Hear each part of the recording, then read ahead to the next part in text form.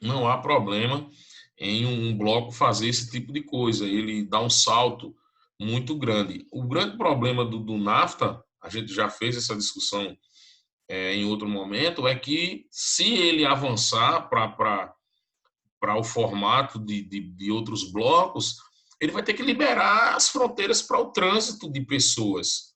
E os Estados Unidos ele tem acordo bilateral com o Canadá, onde o fluxo entre Estados Unidos e Canadá ele é bem aberto, ele é bem livre, burocracia quase zero, mas com o México toda aquela discussão que a gente já discutiu.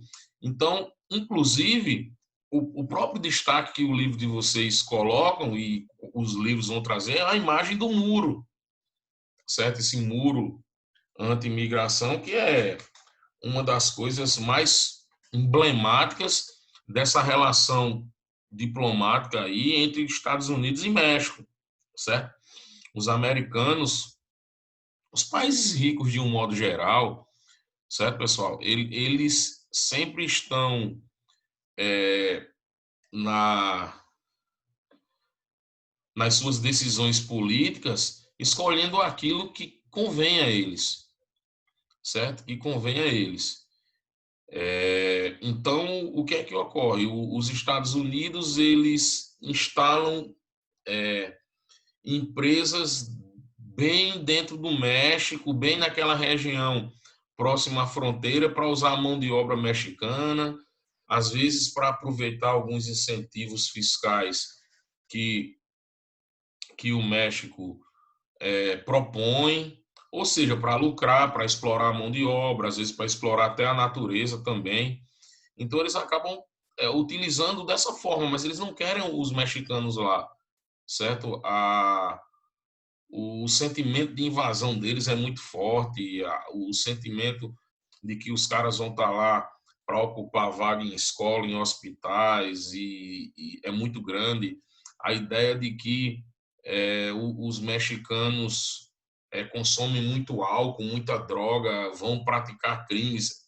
Essa ideia que se tem dos mexicanos é muito grande dentro dos Estados Unidos. Isso não é de hoje, não. Isso vem de um processo muito longo, um processo histórico. Só para vocês terem ideia, essa coisa da, por exemplo, da proibição de alguns tipos de drogas, em específico no que eu vou falar da cannabis sativa, a maconha, ela vem muito de uma relação Estados Unidos-México. Certos mexicanos que estavam nos Estados Unidos nos anos 30 e 40, fazendo muito o país crescer, estava precisando, inclusive naquele período entre as duas guerras, e os caras consumiam muito essa questão, essa droga. E aí, os mexicanos viviam em condições de pobreza muito grande. E aí a gente sabe que a pobreza está relacionada à violência. Então, uma forma que os Estados Unidos encontrou de fazer a população não aceitar bem os mexicanos era associar o consumo de droga à violência, não associar a pobreza à violência. São coisas completamente diferentes. O que gera violência é pobreza. Porque países como Suécia, Suíça, Finlândia, Islândia, Holanda, eles têm criminalidade quase zero. Porque a pobreza lá é quase zero. É essa a grande questão que tem que se discutir. Mas vamos voltar para essa questão dessa relação Estados Unidos e México que eu queria contar para vocês. Então, os caras pegaram e começaram a associar alguns crimes cometidos por mexicanos que viviam em pobreza ao consumo da maconha.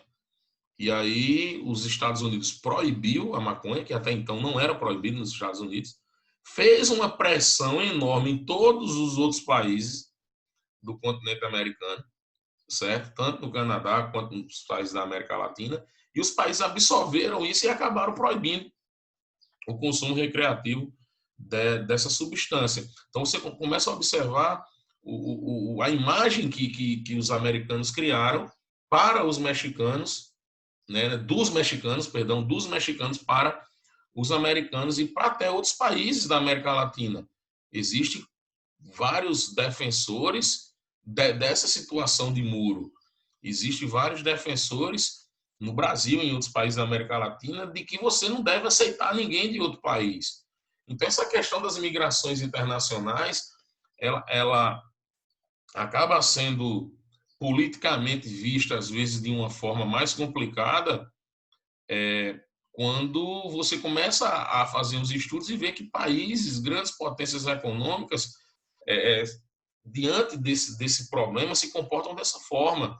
A Inglaterra, inclusive falando em blocos econômicos, está prestes a fechar o acordo e sair de uma vez da União Europeia, né, o chamado Brexit, por motivos ligados à imigração do povo inglês preferir sair da União Europeia do que cumprir os acordos de imigração que a União Europeia coloca, de não querer ninguém de fora em seu território. Agora, quando eu comecei a fala, eu disse que eles é aquilo que convém a eles, né? Porque quando os Estados Unidos precisa de mão de obra, ele vai buscar essa mão de obra no México. Quando ele acha melhor instalar a empresa no México do que nos próprios Estados Unidos, ele instala a empresa lá. Então, você seleciona dentro de um balaio de coisas aquilo que é interessante. A Europa hoje expulsa os imigrantes, mas no passado os imigrantes foram eles. Nós estudamos, até adiantando um ponto lá do livro 3, aquela parte de população brasileira. Eu lembro que na época eu achei que era no 2 e fui logo trabalhar o ponto. E a gente fez uma discussão das correntes de imigração aqui para o Brasil, de portugueses, italianos, espanhóis, alemães. Fizemos toda uma discussão até sobre a influência desses povos na cultura e na economia aqui do Brasil. Tem esses caras que eram os imigrantes, foram eles que entraram nos navios, certo? E se deslocaram por diferentes partes do mundo para fugir da Primeira Guerra, para fugir da Segunda Guerra, para comprar terras agrícolas mais baratas e introduzir produção agrária, que foi o caso aqui do Brasil, quando os italianos vêm para São Paulo, quando os alemães vêm para o sul do país. Ou seja, eles já foram os imigrantes e foram muito bem recebidos, certo? E agora eles não querem, mas assim, sempre pensem dessa forma. Sempre eles estão escolhendo dentro do balaio de coisas aquilo que é interessante, aquilo que convém a eles. Por isso que o NAFTA nunca vai evoluir para uma união aduaneira com o mercado comum, porque é muito forte essa questão da imigração México-Estados Unidos, né? Tem até na foto do bloco aí, ou na foto do muro, ele coloca: a fronteira entre México e Estados Unidos, na América, é uma das mais vigiadas do mundo, embora ocorra livremente a circulação de mercadorias entre esses países, em virtude da formação do bloco econômico do NAFTA, o mesmo não ocorre em relação à circulação de pessoas, ou seja, produtos, serviços, o fluxo é intenso. Agora, pessoas não, ok? Então, por isso que não vai ter um avanço disso, né? Passando aqui para 799, a gente tem um bloco econômico que é chamado Comunidade Andina, certo? Para muitos, alguns também ainda chamam de Pacto Andino. Pacto é um acordo, né? Que, com exceção do Chile, certo? Pega aí os países que não compõem o Mercosul, né? Você tem aí Brasil, Venezuela, Paraguai, Uruguai e Argentina, e a ideia era de formar um outro grupo. Talvez assim, ninguém ainda perguntou, mas eu vou perguntar, certo?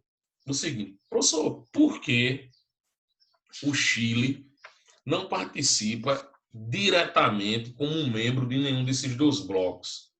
Certo? Porque o Chile é um país que apenas, digamos que participante.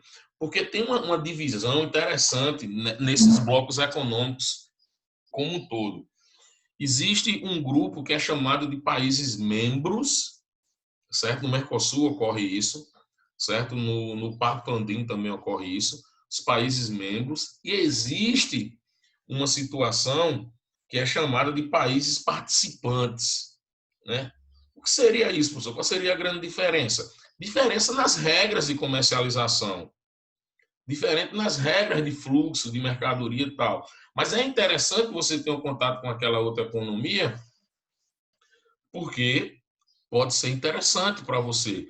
Então, o Chile ele tem uma participação, assim, digamos que como um coadjuvante no Mercosul e no Pacto Andino. Ele acaba,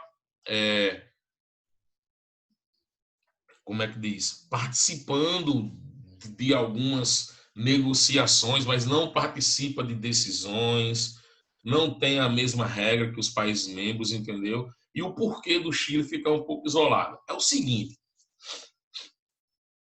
o Chile ele tem uma relação muito forte com a Espanha, certo? Que a Espanha, com exceção do Brasil, foi colonizado por portugueses. A América Latina, o resto da América Latina foi colonizada pelos espanhóis, né? Vocês já viram isso lá na história lá. E aí o que é que acontece? O Chile tem uma relação muito forte com a Espanha e que essa relação também se estendeu para outros países europeus. Então existe uma série de acordos que o Chile tem com a Europa, principalmente com a Europa, também com os Estados Unidos e México, mas principalmente com a Europa, que se o Chile passar a ser um país membro do Mercosul, por exemplo, ele tem que aderir todas essas normas e regras de comercialização que o Mercosul impõe a partir do seu estatuto, a partir dos seus documentos, onde os países que vierem participar têm que concordar com isso. E o Chile, ele sempre colocou que esses acordos são muito bons, que seria prejuízo para o Chile aderir à política econômica do Mercosul. Em resumo, estaria ligado a isso aí, ok?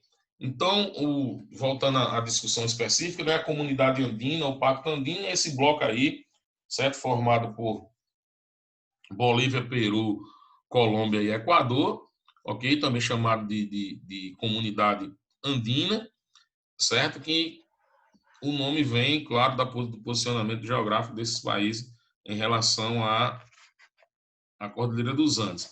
E aí, esse bloco em comum, ele tem aí 7 principais objetivos que são apresentados para a gente aí nesses pontos da coluna direita aí da página, certo? Que é realizar a integração comercial, econômica e política dos países componentes do bloco, que é uma coisa que todo bloco faz, certo? Facilitar a participação no processo de integração regional da América Latina, aí é interessante, certo? Promover o desenvolvimento equilibrado e harmonioso entre os países membros, proporcionar mais postos de trabalho, reduzir diferença de desenvolvimento entre os países integrantes da comunidade andina, promover melhoria na qualidade de vida, é aquilo que um bloco econômico propõe, melhorar a posição dos países dentro do bloco econômico global. Gente, esses 4 países são países que têm um sistema, no que diz respeito à questão de produção econômica mesmo, é muito fraco, né? São países que passam problemas econômicos muito complicados, né? O Equador e o Peru, por exemplo, são países onde a situação social é bem complicada. A Bolívia ainda tem uma certa ainda arrecadação de capital, produção de capital, para ser mais preciso, por causa da questão dos hidrocarbonetos, né? Lembra lá quando a gente estudou fonte de energia lá no segundo ano e vai revisar agora no terceiro, a Bolívia é uma grande bolsa de gás natural, né? A Bolívia é que abastece o Brasil praticamente com gás natural, né? Essa relação do Brasil com a Bolívia do campo de vista energético, ela é bem antiga, né? Inclusive, o destaque é a construção do gasoduto, a instalação do gasoduto Brasil-Bolívia aí com milhares de quilômetros de extensão, trazendo gás da Bolívia para o Brasil. E a política do Evo Morales lá na, na Bolívia, né, a herança do Evo Morales é justamente uma espécie daquela campanha, né, o gás é nosso, né, o hidrocarboneto é nosso, né, coisa que na época até se estendeu aqui para o Brasil em relação à questão do pré-sal, mas a política dele em prol da questão dos hidrocarbonetos foi muito forte, fazendo com que a Bolívia passe a ter uma produção de capital interessante para o que a Bolívia precisa, né? A Bolívia tem uma população não tão grande, é um país pequeno, acaba ficando em algumas coisas mais fácil de resolver, apesar de que país pequeno não é sinônimo de riqueza, não tem nada a ver isso aí não, nem também grande, isso aí é indispensável. Porém, algumas coisas é melhor de resolver quando você tem uma população reduzida e tem dinheiro para isso. Tem que observar isso. Se você tem uma população pequena e não tem dinheiro, já era. Tem países da África que tem a população do nosso estado, 5 milhões de habitantes. Pouco menos que isso a gente tem. Então, assim, só um minuto aqui. Ok. Então, e não tem dinheiro, não resolve nada, ok? Então, Então, um dos pontos que a gente observou aqui nessa relação é quando eles dizem uma integração maior com o continente. Lá no início dos anos 2000, ocorreu uma tentativa dos Estados Unidos da América de formar um único bloco em todo o continente americano, certo? Esse bloco chamaria-se ALCA, Área de Livre Comércio das Américas. Ele não existe.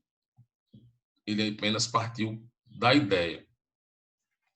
A ideia foi tão forte na época que o Brasil fez uma consulta popular, certo? Você passava nas praças das principais cidades, estava lá a galera com papel para você assinar, aquela coisa, e depois houve uma votação, certo? Lembrando que não foi plebiscito, não, foi uma consulta popular. Lembra que tem a diferença. A consulta popular você consulta, escuta o povo, vê a vontade do povo e discute se faz ou não. É apenas uma forma de você tomar uma decisão política baseado ou não naquilo que a maioria da população acha. Isso é uma consulta, o próprio nome diz. Plebiscito é você jogar duas coisas para a população e dizer, ó, é desse jeito e é desse jeito. Vocês decidem o que vocês aceitarem, a gente vai e faz aqui. Que é o que aconteceu com a questão do Estatuto do Desarmamento. O que resultou no Estatuto do Desarmamento, a questão das armas aqui no Brasil. Foi feito um plebiscito, as pessoas foram lá votar, certo? E decidir que deveria existir regras rígidas para o uso de armamento por pessoas, por civis aqui no Brasil. Ok? Então, isso é um plebiscito, escolheram sim ou não para determinada coisa. A consulta, não. A consulta você vai lá e tal. Apenas o próprio nome diz consulta. Então, a área de livre comércio das Américas foi uma tentativa dos Estados Unidos para combater o fortalecimento na época da União Europeia. Por quê? Com a adesão de uma moeda única, o euro, certo? A União Europeia acaba colocando uma moeda muito forte no mercado e a ideia de concorrer com o dólar americano. Por isso que a Inglaterra, mesmo fazendo parte da União Europeia, nunca trocou a sua moeda. Certo? Primeiro, por processos internos mesmos, mas também porque a Inglaterra é o principal parceiro norte-americano na Europa. Certo? Foram os ingleses, juntamente com os escoceses, que colonizaram os Estados Unidos da América. Certo? Você tem uma cultura americana que foi totalmente produzida pelos ingleses. Claro que depois os americanos andaram com as próprias pernas, se tornaram o país mais rico do mundo e aí acabou até se tornando maior do que o que era a Inglaterra. Mas até a Primeira Guerra Mundial, o país mais rico do mundo era a Inglaterra. A Inglaterra foi uma das grandes potências da época do imperialismo e das colonizações. Então, os ingleses, por esses motivos, não aderiram ao euro, eles não abriram mão da libra, certo? Eles não abriram mão da libra. Levi, era melhor ter perdido ontem e dizer que foi loteria, foi azar, porque foi vai perder de novo na final. Meu Deus do céu. Mas vamos lá, né? O importante é ser feliz, estar vivo e ser bonito, que nem eu. Ó, então a, a ALCA ela tinha essa ideia de unir Mercosul, Pacto Andino, os acordos que existem na América Central, junto com o NAFTA e formar um grande bloco, porque a ideia dos americanos era controlar esse bloco para competir no mercado internacional com a União Europeia, que vinha se formando muito forte, inclusive com a moeda única. Também, aí foi um dos pontos que os brasileiros resolveram, na consulta, dizer que não era favorável ao Brasil aderir a esse grande bloco, porque o Mercosul estava num período de crescimento muito grande, que o Mercosul ele vem da metade dos anos 90, certo? O Tratado de Assunção é da metade dos anos 90, certo? Não lembro bem aqui agora o ano, acho que 94, se eu não me engano. Certo? 91, Tratado de Assunção, de 91. E a ideia de formar a ALCA era também evitar o crescimento do Mercosul em toda a América Latina, onde esses países tomaram muito mercado que pertencia aos Estados Unidos, principalmente o Brasil. O Brasil, gente, ele é o principal beneficiado com o Mercosul, certo? É o país mais rico do Mercosul, é o maior mercado consumidor do Mercosul, tá entendendo? E quando eu digo que é o país mais rico, a maior economia, é muito à frente dos outros, certo? A Argentina é um país rico, professor, está entre os 30 países mais ricos do mundo. Beleza, só a economia informal brasileira é maior do que toda a economia argentina. Só aquilo que o governo não tem controle, informal, não ilegal, cuidado para não confundir. Só aquilo que o Brasil não tem controle é maior do que toda a economia da Argentina. Então, o Brasil é uma grande potência econômica, certo? A gente tem que entender dessa forma. Não vai achar que não, o Brasil é um país que está com crise, é um país que tá... Não, o Brasil é uma grande potência econômica. Você está com percalços do ponto de vista econômico e político aí, que a gente está numa crise política terrível. Sim, a nossa crise é mais política do que econômica, inclusive. Certo? Então, a ideia de formar um bloco só, que os americanos propuseram à época, era de esses dois propósitos, para a gente encerrar essa parte aqui dessa nossa conversa. Era a competição com a União Europeia, e eles viram que iam ter muito problema de competir com a União Europeia. A Europa, cada país isolado é uma coisa, mas junto aí já é outra história. E também tentar frear esse crescimento do Mercosul. Aí tem um texto aí que vocês vão ler, o material de vocês é para vocês lerem mesmo, certo? Quem não foi buscar ainda o livro, vai amanhã na escola pegar o livro 3 aí, que a galera já está chegando no livro 3. E aí fala sobre a questão da crise na Venezuela, e vocês fazem essa leitura, a gente já até falou isso aqui já em outro momento. Então aí termina essa primeira parte